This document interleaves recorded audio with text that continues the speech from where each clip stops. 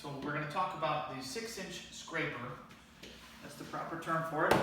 They make them in two varieties, angled and straight. This one is straight. The angle refers to the head.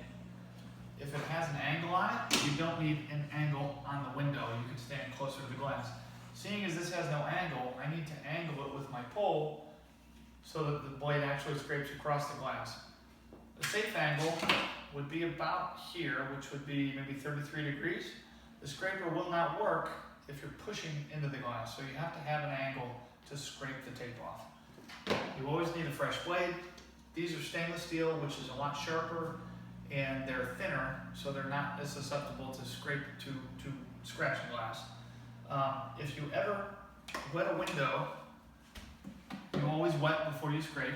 If you scrape a dry window, you're likely to scratch it. So this lubricates the glass. If you listen, you hear nothing.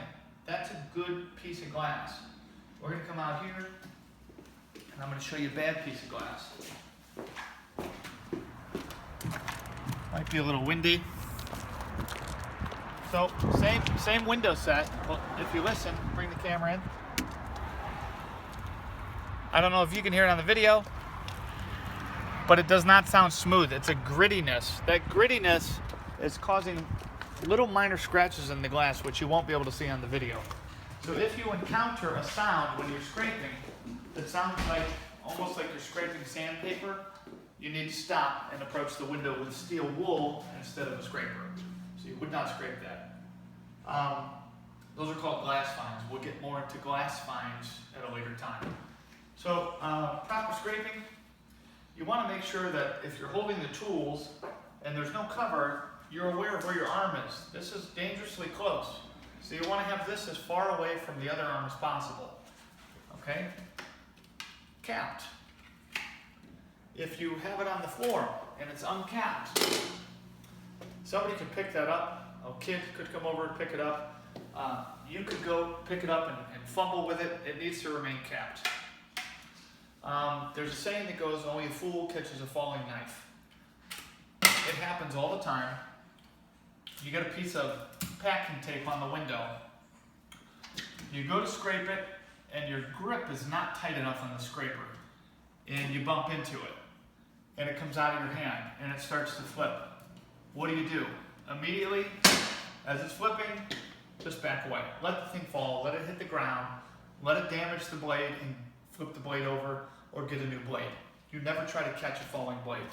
I don't want to waste the blade, so I'm going to do it with here. It will look like this. Just let it fall, okay? You don't want to get cut. When to use this over the button scraper? For this little piece of tape here, I pull out the button scraper. You'll notice I drug it through water to get that wet first, okay? If you have, and I forgot to mention this, if you have a window that's wet, and you're cleaning, say, a house, and you get everything clean, and you can't finish the window because maybe the windowsill's real deep, and you're left with a line of water right here. You can take your blade, dry it off, and scrape away your line, okay? If you have a little bit of silicone, and you push it to straight and then pull straight off, it leaves a minuscule line that nobody will ever see. Oftentimes there's a grid in the window. Those are called mullions. They're built into the window. You can push the silicone to the grid and pull out, and the grid hides it. Getting back to the 6-inch scraper. You use it on packing tape, you use it on stucco, things. If you're doing a construction clean, you'll use this a lot.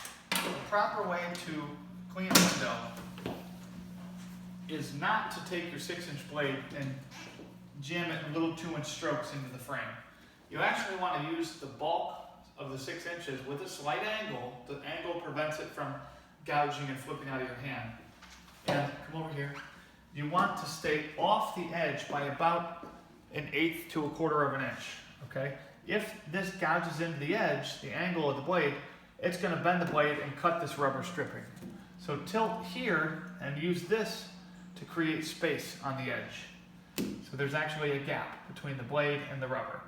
And you would, proper scraper use, go up, frame out your window, get all your edges, okay, wet up here,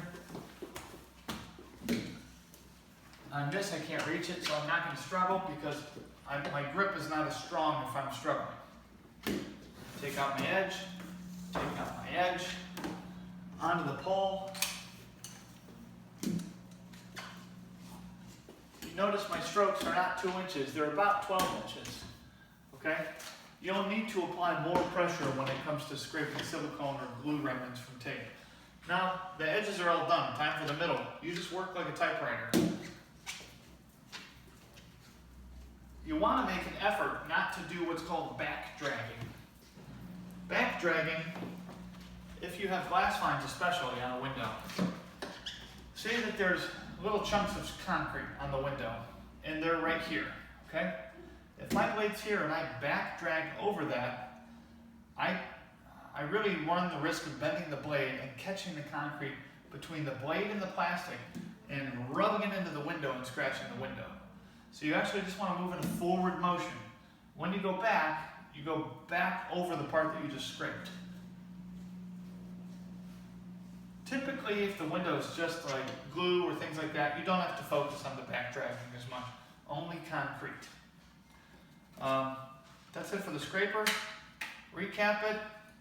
Goes in the bucket. Stainless steel does not rust on these blades as easy, so it's okay to leave them in the bucket. Just please make sure that on a house you always use a fresh blade. On a construction cleanup, you're going to go through multiple blades in a day. And again, the safety of pulling the blade out so that you don't run the risk of cutting your hand. On the scraper, there is a hole that this mechanism can allow the scraper to lock into.